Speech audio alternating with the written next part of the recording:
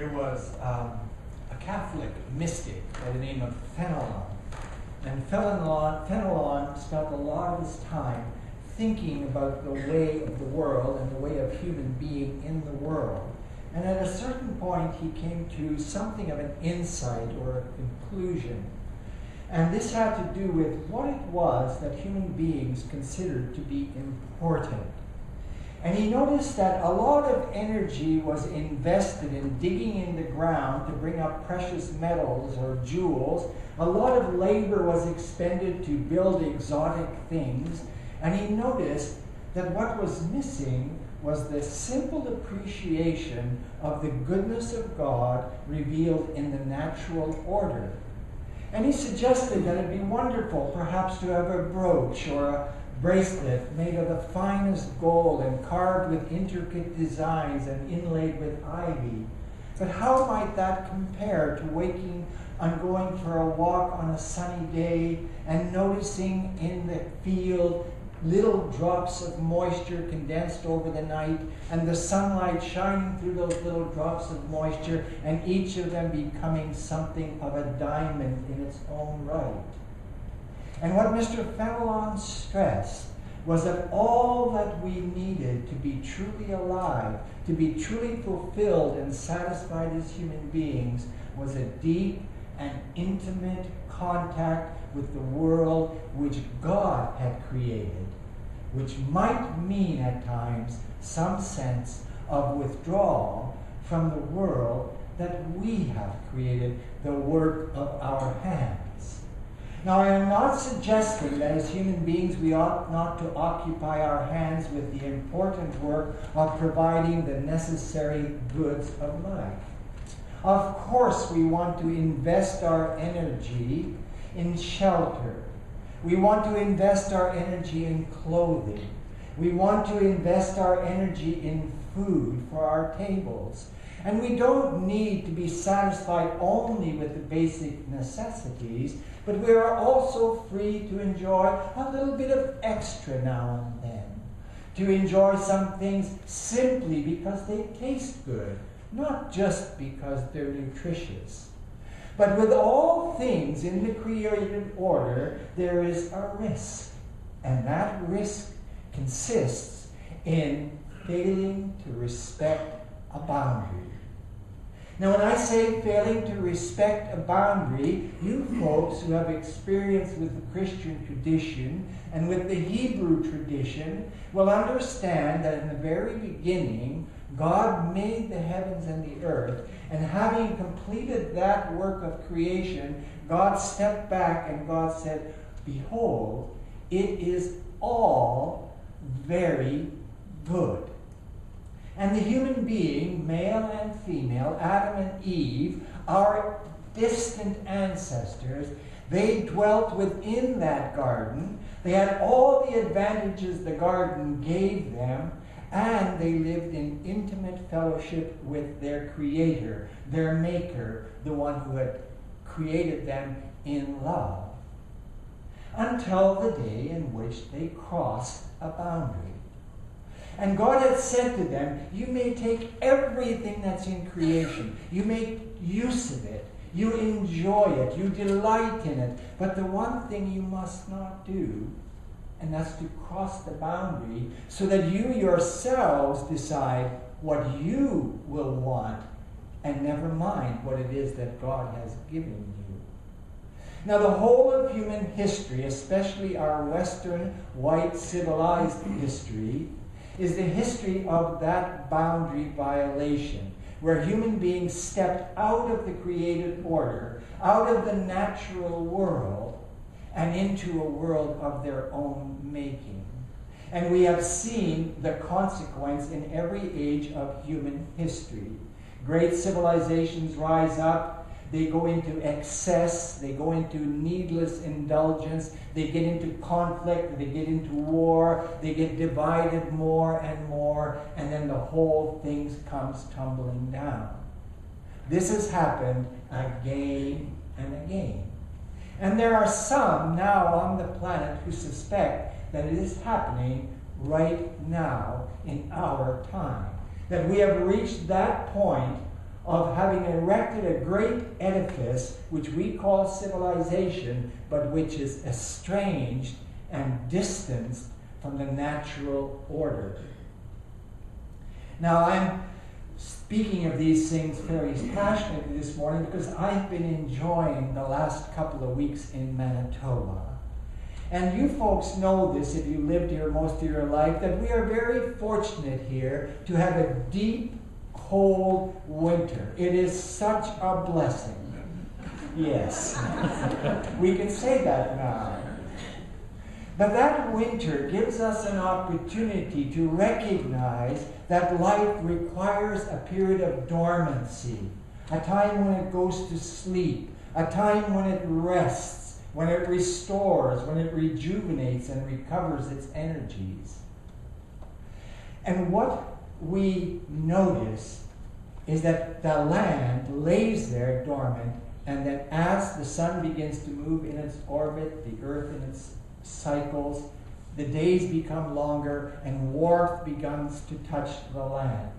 And over the last several weeks, perhaps you, with me, have been noticing, Joey mentioned the bird had come back, the martins, was it? All the last while, I've been noticing the tiny little signs that the earth is going through change. It's coming out of its deep sleep and it's wakening. I've seen the birds coming back from all kinds of places, big birds and small birds. I've seen the trees begin to bud out, pressing those little green leaves. We have a little apple tree in our yard that's just pushing out the pink blossoms. And I recognize that life is coming back and we have an opportunity to appreciate it. But the thing I would like to leave with you this morning, the insight that I think matters, is that as a human being, you and I are deeply rooted in nature. This is a biologic being. This consists of water molecules and other kinds of atoms and other kinds of elements. It breathes in air, and this is what causes it to live. But we have moved out of that natural realm. And I am hoping that as we begin to recognize the cost of that move, that we will begin to ask some pretty serious questions about the meaning of our life. Why do we get distracted by so many things that bring us no lasting good? Now, when the Gospel writer John speaks about Jesus being the good shepherd, the gate, the way into life, the way that is compared to other ways, the other shepherds who lead only into exploitation and oppression and such things, we have opportunity to look at the life of Jesus and see it as a life lived in the sight of God and in a right relationship with the natural world. One of the first things Jesus does when he begins his ministry is to refuse the temptation of the one who would separate him from the purpose of God. In the same way that Adam and Eve said yes to the temptation, Jesus said no to the temptation. The temptation to be gods unto ourselves, to make another world, to get rid of the natural world because it's so troublesome. I mean, the mosquitoes aren't back yet, but they will be back then. You see, and there is a lot of talk now about dandelions and mosquitoes. And the talk is this: do we want to let the dandelions grow all over our cities? Do we want to let the mosquitoes fly all over our cities? And do we really want to stick with the idea of not using poison to kill them? Now, the decision was made a while ago that we didn't want to use poison anymore. Because poison that we use to kill dandelions and poison that we use to kill mosquitoes also kills human beings. Maybe not as directly, but in the long term, the use of all these artificial chemicals is causing great harm to our human being. We can just think about the epidemic of cancer and other such diseases which are eroding our bodies? So it's a strange kind of question, but in the future, when your children are grown up, and their children are grown up, and their children are grown up, will they live in a dandelion-free world, in a mosquito-free world? Will they live in a world where everything is controlled by poisons and chemicals and machines, and that everything natural is gone? I hope you'll say no to that possibility. I know mosquitoes aren't pleasant, and I know dandelions aren't the most attractive things on your lawns, but they are part of nature. And if you think of a mosquito, and then if you think of a swallow, the swallow flies along all day giving thanks to God for daily bread. And what is that daily bread for a swallow? Mosquitoes, the gift of God. But we human beings, over the last centuries in particular, have gotten so impressed with our ability to conquer nature that we forget that in destroying nature, we are destroying ourselves. Now, Jesus says that the way to life comes through his teaching. And what I'd like to say is that that teaching of Jesus is not simply about what happens when you die. It is very profoundly about what happens when you decide to follow Jesus. Because when you decide to follow Jesus, it's in effect saying no to one way of being in the world and yes to another way of being in the world. It's like being born again. And what I think that Jesus wants for us as human beings is to recover our place in nature, to recover our humility, to recover our ability to work with the land so that it can produce food for us and the other things we need, but not to dominate the land, not to exploit the land, not to oppress the land. I used to, many years ago, go to Robin's Donut up here, and I would meet elderly gentlemen, and we'd have conversations. And this was some years ago, and being a United Church minister, one of the questions often was, so, what's all this gay business? And I'd say, well, are you gay, Joe? And he'd say, no, I'm not gay. I said, well, I'm not gay either. Let's talk about something that the Bible thinks about that matters to both of us. What does the Bible teach about land use? And I told Joe that it may say this much about sexuality, but it says this much about land use. Because we were made to be the stewards of creation. We were made to be the caretakers of the garden that God planted for our enjoyment. We were not made to be its destroyers. And what saddens me is that there are so many people now who call on the name of Jesus as a way of getting out of their responsibility, as a way of just having your cake and eating it too.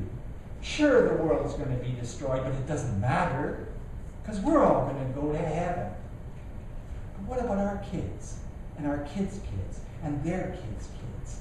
They have to live here. Wouldn't it be wise for us to say, let's take care of God's creation, and let's not be so preoccupied with human beings' creation, the work of our own hands? Now, I'm saying these things not just to change your behaviors or your attitudes towards what we're doing on the planet, but I would like you to know that the way of life revealed in Jesus is the way of life that gives us the true happiness. And we see that in the book of Acts. Jesus has been going around teaching people about an alternative, a new way, a way that is about loving God with your whole heart, your whole mind, your whole strength, your whole being, and loving your neighbor as yourself. In the book of Acts, what we see is a group of people who have been gathered to the teaching of Jesus, and they've been saved by that teaching. They are no longer under the oppressive power of Rome. They are no longer under the oppressive power of Jerusalem. They are now under the liberating spirit of Jesus Christ. And they are gathered together as a community. And the key thing is, it says that they had everything in common. Nobody said that anything they owned was their own. Now you know that that's a contradiction of our modern way of thinking about the world. We are very big on me, I, mine. And we're very big on protecting what's ours from those who might want it. But really, if you were moms and dads all over the planet and your children were starving, wouldn't you be angry? Wouldn't you want things to change? Wouldn't you act in ways that might be hard to understand by other people? We have an opportunity at this time to make a decision, to follow the way of Jesus or to follow the way of this world. And I do not mean to follow so that we can get to heaven someday, which I do not argue with. I'd be glad to go there when I'm all done. But I don't want to go without having done the task that I've been given to do, to be a good steward, to care for the earth, and in a particular way, to care for the people of the earth. Jesus said, I am the gate. Come in through me and discover life that is life indeed. Amen.